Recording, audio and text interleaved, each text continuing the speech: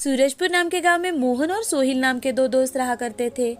दोनों बहुत ही पक्के दोस्त थे। वो दोनों बचपन से ही एक दूसरे के साथ खेलते, स्कूल जाते। धीरे धीरे वो दोनों बड़े हो रहे थे। दोनों भी गरीब घर के लड़के थे। एक दिन दोनों रास्ते से बातें करते करते जा रहे थे, अपने आगे की जिंदगी के बारे में सोच रहे थे कि तभी मोहन सोहिल से, अरे सोहिल, मुझे लगता है कि हम दोनों को मिलकर कुछ काम धंधा करना चाहिए ताकि हमारी पढ़ाई का खर्चा हमारे माँ बापू को न करना पड़े और हम हमारी जिंदगी आराम से निकाल पाए। देख भाई, अपन को भी ऐसी ही लाइफ चाहिए जहाँ सिर्फ पैसा हो, और पैसा बोलता है भाई। आखिर हर जगह पैसे की कीमत है बेड़ू। बिना पैसा किसी को इज्जत नहीं रहती इस दुनिया में। सोहिल बोल ही रहा था कि तभी रास्ते पर एक अमीर आदमी गाड़ी से उतरता है और एक गरीब को गाड़ी पोंछने के लिए कहता है और खुद आराम से फोन पर बातें करने लगता है।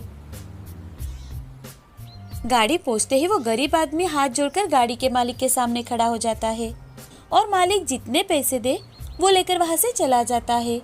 तो उसे देख सोहिल, जरा घूमकर देख तो सही, उसके पास पैसा है तो देख, आराम से फोन पर बातें कर रहा है और वो बेचारा तेरी तरह सोच वाला गाड़ी पहुंचकर दूसरों को सलाम किए जा रहा है। ऐसी लाइफ जीना है क्या तेरे को? अरे सोहिल, अगर मेहनत करके पैसे कमाएंगे तो जिंदगी भर आराम से नींद आएगी और चैन भी मिलेगा। अरे कौन सी दुनिया में जी रहा बेड़ू तू? और कितने लोग दिखाओ तुझे, बोल। ईमानदारी से कमाते हैं और आज भी वही के वही है, और जो काला धंधे करते हैं ना, उनकी ही बात कुछ अलग है। देख, वो हमारे इलाके का दादा, उसके जैसा बनना है अपन को। देख कैसे आगे जाने वाले लोग उसको सलाम किए जा रहे हैं। कितनी इज्जत है भाई की।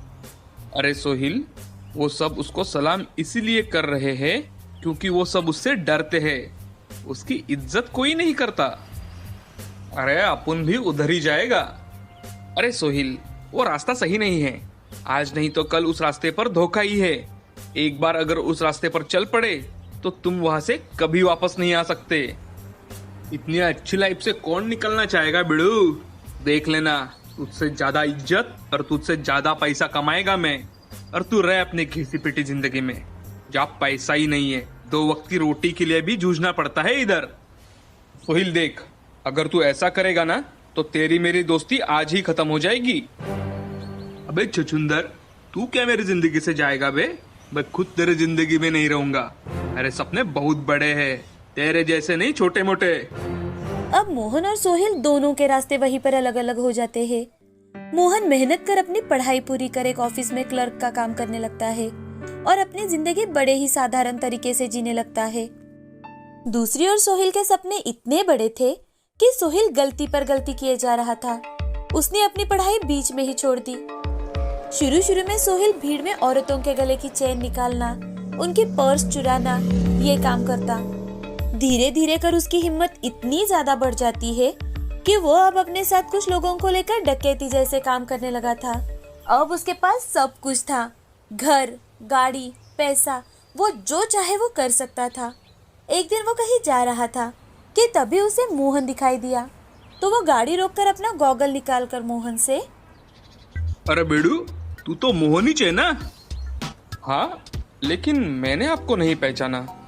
पहचान नहीं पाया ना बेड़ू अपने को? अपने करीबी दोस्त को भूल गया तू? अरे सोहिल, ये तुम हो? अरे कितने बदल गए हो भाई तुम। मैं तो तुम्हें पहचान ही नहीं पाया। अरे यही तो कमाल है मोहन पैसे का। मैंने तेरे को कहा था ना कि सच्चाई के रास्ते पे चलकर तू कुछ नहीं कमा पाएगा। देखा, आज तू वही बस्ती में रहता है और मैं एक बड़े से बंगले में रहता हूँ। तू आज भी वही साइकिल चलाता है और मेरे को देख, मैं मर्सिडीज में घूमता हूँ, मर्सिडीज में। हाँ सोहिल, ये तो बहुत अच्छी बात है। मैं तेरे को अभी भी बोल रहा हूँ, मेरे साथ चल, दोनों मिलकर मजा करेंगे, मजा। बहुत पैसा कमाएंगे, पूरा राज करेंगे इस शहर पे। नहीं दोस्त, ये बहुत अच्छी बात है कि तुम्हारे पास सब कुछ है, लेकिन मैं अपनी जिम्मेदारियों से भाग नहीं सकता। मैं अपनी जिंदगी में बहुत खुश हूँ। मुझे एक बेटा है। मैं अपने पिता से आगे गया, मेरा बेटा मुझसे भी आगे जाएगा। मैं इसी में खुश हूँ। अच्छा बेटा, तेरे को नहीं आना है ना, मत आ। लेकिन तुम्हारे बेटे के लिए उसके अंकल की तरफ से एक छोटा सा तोहफा है ये। सोहिल अपनी जेब से पैसे का बंडल निकालकर मोहन के हाथ में दे ही रहा था कि तभी मोहन नहीं सोहिल, मैं अपने घर में पाप की कमाई का 1 रुपया भी नहीं आने देना चाहता। अब मैं चलता हूँ। मेरे घर वाले मेरी राह देख रहे होंगे। अगर मुझे देर हो जाए तो वो चिंता में पड़ जाते हैं। अब मोहन अपनी साइकिल पर बैठकर वहाँ से चला जाता है और सोहिल अपने बचपन की यादें अपनी आंखों में लेकर वहीं पर खड़ा रह जाता है। सोहिल उदास मन से अपनी गाड़ी में बैठ जाता है और अपने बचपन के दिन याद करने लगता है। कैसे उसकी माँ और पिताजी उसके लिए परेशान हुआ करते थे, मेहनत कर उसके लिए जो कहे वो लेकर आते थे। अब वो मन ही मन मोहन साला हमेशा से सही बोलता है। वो हमेशा कहता है कि जिंदगी एक ही बार मिलती है अपन को, उसे अच्छे से जीना चाहिए, अपन के लोगों के बीच में जिंदगी गुजारनी चाहिए। लेकिन मैं तो इन पैसों के पीछे पड़ा रहा। आज मोहन ने मुझे सच्चाई तो बता दी। मेरे पास गाड़ी है, बंगला है, लेकिन साला मेरे साथ रहने वाला भी कोई नहीं है। बिल्कुल अकेला है मैं, अकेला। अब उसे अपने किए पर पछतावा होने लगा। लेकिन जिंदगी की 2 राहें होती है, अच्छी और बुरी। अच्छाई हमेशा अलग अलग रास्ते दिखाती है, लेकिन बुराई सिर्फ एक बार ही रास्ता दिखाती है। उसमें इंसान जा तो सकता है, लेकिन अगर वो वहाँ से बाहर आना चाहे तो नहीं आ सकता। इस कहानी से हमें यह सीख मिलती है कि सच्चाई का रास्ता कांटों से भरा जरूर होता है, लेकिन आखिर में जीत उसी की होती है और आखिर में उसके हाथ मुलायम गुलाब की पंखुड़ियों से भर जाते हैं। एक समय की बात है, एक कविता नाम की औरत अपनी बेटी जया के साथ रहा करती थी। कविता के पति जया छोटी ही थी तब भी गुजर गए थे, इसीलिए कविता सिलाई बुनाई करके अपने घर का गुजारा किया करती थी। जया एक सुंदर और सुशील लड़की थी। उसे पेंटिंग करने का बहुत शौक था। वो जब भी पेंटिंग करने लगती तो उसे भूख प्यास किसी का भी ख्याल नहीं रहा करता था। ये देख उसकी माँ बहुत चिढ़ा करती थी। एक दिन जया अपना सामान लेकर एक पहाड़ी पर गई। वहाँ रुककर बहुत अच्छी पेंटिंग बना रही थी। तभी कविता उसे ढूंढते हुए वहाँ आई। जया, मैंने तुम्हें कितनी बार बताया है कि ये फालतू की पेंटिंग में अपना समय मत गवाओ। तुम सिलाई बुनाई सीख लोगी तो तुम आगे जाकर कुछ कमा सकती हो। माँ, मुझे सिलाई कढ़ाई करना अच्छा नहीं लगता, मैं पेंटिंग ही करूँगी। क्या तुम्हें मेरी बात समझ में नहीं आती है? माँ, मुझे पेंटिंग करना बहुत अच्छा लगता है, मुझे सिलाई बुनाई नहीं करनी। अगर तुम सिलाई बुनाई नहीं करोगी तो तुम्हारा आगे क्या होगा? तुम खुद का पेट कैसे पालोगी? माँ, मुझे अभी के लिए पेंटिंग करने दो। तुमसे तो बात करना ही मूर्खता है। मैं जा रही हूँ। मैं मेरा पेंटिंग खत्म हो जाने के बाद आ जाऊंगी माँ। कविता वहाँ से गुस्से में चली जाती है।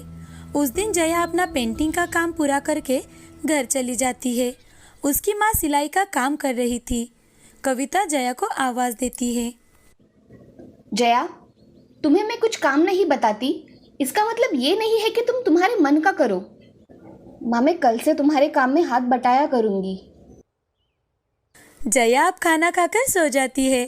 अगले दिन कविता अपना काम करने जल्दी ही बैठ जाती है तो जया पेंटिंग करने के लिए निकलती है। तभी कविता उसके पास आकर बोलती है, तुम कहाँ जा रही हो जया? लगता है तुम तुम्हारा कल का कहा भूल गई हो। नहीं माँ, मैं थोड़ी ही देर में आती हूँ। कविता को जया की बातें सुनकर बहुत गुस्सा आ जाता है और कविता जया के पेंटिंग कलर और ब्रश को बाहर फेंक देती है और उसे कपड़े सिलाने के लिए कहती है। तभी जया, माँ, तुमने मेरे पेंटिंग का सामान क्यों फेंक दिया? ऐसा कहकर जया बहुत रोने लगी और वहाँ से दूर जाकर एक जगह बैठकर बहुत रोने लगती है। उसी रास्ते से एक आलीशान गाड़ी आकर रुकती है। उस गाड़ी में एक औरत बैठी थी। उस औरत ने जया को रोते हुए देखकर उसके पास गई और जया से, तुम रो क्यों रही हो बच्ची? आप कौन हो? मैंने आपको पहचाना नहीं। मैं इस शहर के सबसे अमीर आदमी की बीवी हूँ। मेरा नाम काव्या है। अब मुझे बताओ, तुम रो क्यों रही हो? काव्या जया से बात कर रही थी। तभी वहाँ कविता आई और कविता काव्या को देख, नमस्ते मैडम, आप यहाँ कैसे आई? कुछ काम था तो हमें बुला लिया होता। नमस्ते, मैं यहाँ ये लड़की रो रही थी तो इसे देखने के लिए आई। क्या हुआ है इसे? मैडम, ये मेरी बच्ची जया है। इसे मैंने कुछ कपड़े सिलाने को कहा था तो इसके हाथों में सुई चुभ गई, इसीलिए यहाँ बैठकर रो रही है। तुम्हारी बेटी बहुत खूबसूरत है कविता। धन्यवाद मैडम। कविता, मैं चाहती हूँ कि तुम्हारी बेटी जया मेरे बंगले में आकर उसमें से रेशम के सारे कपड़े सिला दे। अगर इसने ऐसा किया तो मैं इसकी शादी मेरे बड़े बेटे से करा दूंगी। क्या आप सच कह रही है मैडम? हम कभी भी झूठ नहीं बोलते हैं कविता। जी मैडम, मैं आज ही इसे आपके बंगलों पर भेजती हूँ। जया बेशक ये काम पूरा करेगी। अब मैं चलती हूँ, तुम इसे लेकर कल आ जाना। जी मैडम। ऐसा कहकर काव्या वहाँ से चली जाती है। अगले दिन कविता जया को लेकर काव्या के बंगले पर चली जाती है। वो बंगला कम राजमहल ज्यादा लग रहा था। वो बहुत ही बड़ा था। उस बंगले में जाकर कविता और जया सारा बंगला देखती है। बंगला बहुत ही खूबसूरत था। तभी काव्या वहाँ आ जाती है। काव्या को देख Kavita, good morning madam. Good morning, आइए यहाँ बैठिए। Good morning madam. Good morning मेरी बच्ची। तुम्हें तुम्हारा काम पता है ना? जी मैडम, मुझे पता है। काव्या एक नौकर को बुलाती है और जया को कपड़े सिलवाने के लिए कमरे में लेकर जाने के लिए कहती है। तभी काव्या जया से, ये सारे कपड़े तुम्हें बहुत अच्छी तरह से सिलवाने हैं। तुम्हें इसके लिए 1 महीने का समय दिया जाता है। अगर तुमने ये सारे कपड़े सिलवा दिए तो तुम मेरे बेटे की पत्नी बनोगी। ठीक है मैडम। ऐसा कहकर जया उस कमरे को देखती है। वो कमरा बहुत से कपड़ों के गट्ठों से भरा हुआ था। वो कपड़े देख जया खुद से, मैं इतने सारे कपड़े कैसे सिलवाऊं? मुझे तो ढंग से कपड़े सिलवाने भी नहीं आते। जया मन में सोच ही रही थी।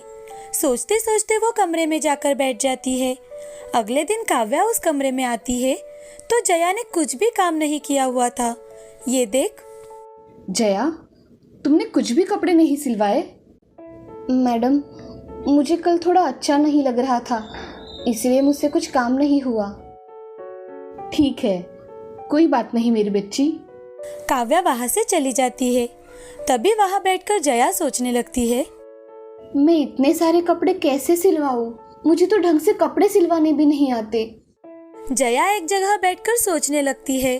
तभी उसके पास एक बूढ़ी दादी आती है। वो जया से, मैं तुम्हारी मदद कर सकती हूँ, मगर तुम्हें मुझे अपने शादी में बुलाना होगा और अपने पति से मेरी पहचान करवा के देनी होगी। आप इसके बदले में मुझसे क्या चाहती है? मैं दिखने में बहुत बदसूरत हूँ, इसीलिए कोई भी मुझे त्योहार या शादियों में नहीं बुलाता। मेरी बदसूरती की वजह से मुझे हमेशा टाला जाता है। इसी वजह से मैं तुम्हारी मदद करूंगी और तुम मुझे तुम्हारी शाही शादी में बुलाना। ठीक है, मैं आपको मेरी शादी में जरूर बुलाऊंगी और आपको वहाँ मान सम्मान भी मिलेगा। ठीक है, अगर तुम मुझसे वादा करती हो तो मैं तुम्हारे ये सारे कपड़े सिलाने में मदद करूंगी। ठीक है दादी, मैं वादा करती हूँ। ये सारे कपड़े मैं 10 दिन में सिलवा दूंगी। ठीक है दादी। जया दादी को कपड़े सिलवाने में मदद करती है। उसकी मदद से बूढ़ी दादी बहुत ही अच्छी ड्रेस सिलवाती है। उसे देख जया बहुत खुश हो जाती है। अगले 10 दिनों में दादी हर रोज आकर कपड़े सिलवा दिया करती थी। एक दिन काव्या जया के कमरे में आने के लिए निकलती है। तभी दादी को किसी के पैरों की आवाज आती है। ये देख दादी अदृश्य हो जाती है और जया अपना सिलवाने का काम करती है। उसे काम करते देख काव्या, बेटी जया, तुम दिन रात काम कर रही हो क्या? थोड़ा आराम भी कर लिया करो। मेरा जब तक काम पूरा नहीं हो जाता तब तक मुझे चैन की नींद नहीं आती। ठीक है जया। काव्या वहाँ से चली जाती है। तभी दादी फिर से आकर सिलवाने का काम करने लगती है। उसका काम देख जया बहुत खुश होती है। 10 दिनों बाद जया के कमरे में सभी कपड़े सिलवा के हो गए थे। ये देख जया बहुत खुश हो जाती है। काव्या आकर देखती है तो काव्या जया से, मैं मेरी बहू मेहनती और ईमानदार चाहती थी, जो कि तुम हो। धन्यवाद मैडम। चलो, अब 10 दिनों बाद ही शादी का मुहूर्त निकाला जाएगा और तुम्हारी माँ को भी यहाँ बुलाया जाएगा। ऐसा कहकर काव्या वहाँ से चली जाती है। ये देख जया बहुत खुश हो जाती है। दूसरे ही दिन कविता बंगले में आ जाती है। तभी काव्या उसका बहुत अच्छे से स्वागत करती है और उसे आराम करने के लिए कहती है। ये देख जया कविता के कमरे में चली जाती है। तभी जया कविता से, माँ, मुझे तुम्हें कुछ बताना है। हाँ कहो ना जया, क्या कहना चाहती हो? माँ, मैंने एक बूढ़ी दादी को मेरे शादी में आमंत्रित किया है और वो मेरी रिश्तेदार है ऐसा बताना है। वो मेरी दादी बनकर आएगी।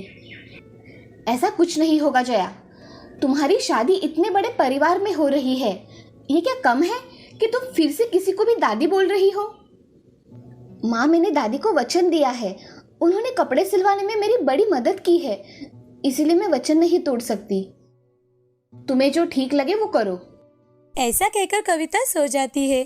कुछ ही दिनों बाद महल में शाही शादी का आयोजन किया जाता है। शाही शादी में बहुत बड़े बड़े रईस लोग आमंत्रित थे। उनकी शादी देख सभी बहुत खुश थे। तभी दरवाजे पर बूढ़ी दादी आ जाती है। बूढ़ी दादी को देख जया भागते हुए उसके पास जाती है और उन्हें गले लगा लेती है। उनका हाथ पकड़कर उन्हें अंदर ले आती है। तभी जया का पति अर्जुन वहाँ आ जाता है और अर्जुन जया से, जया, ये कौन है? ये मेरी दादी है। मैं कपड़े सिलवाना इन्हीं से सीखी हूँ। अच्छा, आइए दादी, आपका स्वागत है। आइए दादी। जया और अर्जुन दादी को अंदर लेकर जाते हैं और थोड़ी ही देर बाद सभी खाना खाने के लिए बैठ जाते हैं। दादी को जया लेकर खाने की कुर्सी पर बिठाती है। सभी हंसी खुशी खाना खा रहे थे। तभी दादी अर्जुन से, अर्जुन, मेरे हाथ देखो कितने खराब है। हाँ दादी, मगर आपके हाथ इतने खराब कैसे हुए? मशीन पे हर रोज कपड़े सिलवा के मेरे हाथ खराब हो गए। और आपकी आंखें ऐसी लाल क्यों लग रही है दादी? अर्जुन, रेशम कपड़ा देख देख के मेरी दृष्टि कम हो गई है। ये बात सुन अर्जुन मन में बहुत डर जाता है। वो तुरंत ही जया के पास चला जाता है और जया से कहता है, जया, तुम आज से सिलाई का काम नहीं करोगी। तुम्हें जो भी दूसरा काम अच्छा लगे वो तुम कर सकती हो। मैं कुछ समझी नहीं, अब क्या कह रहे हो? तुम जैसी हो मुझे वैसी ही चाहिए। तुम सिलाई का काम नहीं करोगी। तुम्हें अगर पेंटिंग पसंद हो तो मैं तुम्हें बहुत अच्छे रंग ला कर दूंगा। जया को अपने कानों पर तो विश्वास ही नहीं हो रहा था। सच में अर्जुन जी, आप मुझे पेंटिंग करने देंगे? हाँ जया। जया अर्जुन के गले लग जाती है और वो जिंदगी भर खुशी खुशी रहते हैं। उनके साथ दादी भी रहा करती थी। उन्हें एक परिवार मिल गया था और अर्जुन का नेक दिल स्वभाव देख सभी बहुत खुश थे। इस कहानी से हमें ये सीख मिलती है कि जिंदगी में हमेशा हमारा किया हुआ वादा निभाना चाहिए और जिंदगी में कभी भी किसी को फंसाना नहीं चाहिए।